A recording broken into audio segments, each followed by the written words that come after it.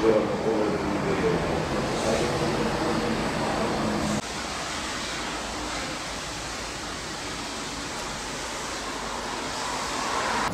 sezonu bitti, yaz sezonu başladı. Bu yaz sezonunun başlamasıyla beraberinde işimizde de sirkülasyon hızlanmakta. Lastik sektöründe 3 çeşit lastiğimiz var. Kış, 4 mevsim, bir de yaz.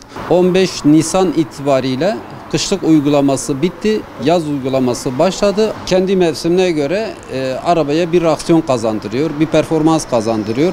Nasıl bir performans kazandırıyor? Yakıt noktasında araba daha böyle güzel bir sürüş yapabilmesi için yaz lastiği takılması mecburi oluyor. Kış lastiğin yazın takılması arabanın performansı bozulur, yakıtı fazla yakar.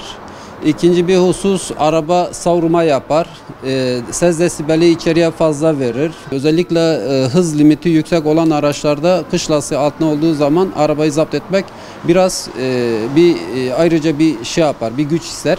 Çünkü kauçukları yumuşak olduğu için hız yaptığı zaman virajlarda özellikle araba savrmaya geçer. Bu da kazaya neden olur. O yüzden kış lastikleri değiştirmek, yaz lastiğe geçmesi biz önem görüyoruz. Kış lastiği yazın kullanmak iyi değil. Lastiğin daha erken eriyor, yakıt performansı artıyor, bir de araca çok ses veriyor.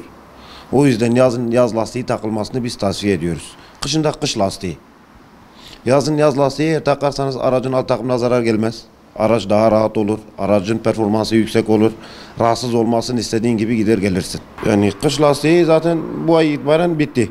Yani bu ay itibaren sökülmesi lazım. Eğer zaten sökmezlerse lastikler erken bitecek. Sürücüler en yakın lastikçilere gitmesi lazım. Hemen lastiklerini değiştirmeleri lazım. Lastikle beraber rot balans ayarını verecekler. Hani fazla bir maliyeti yok.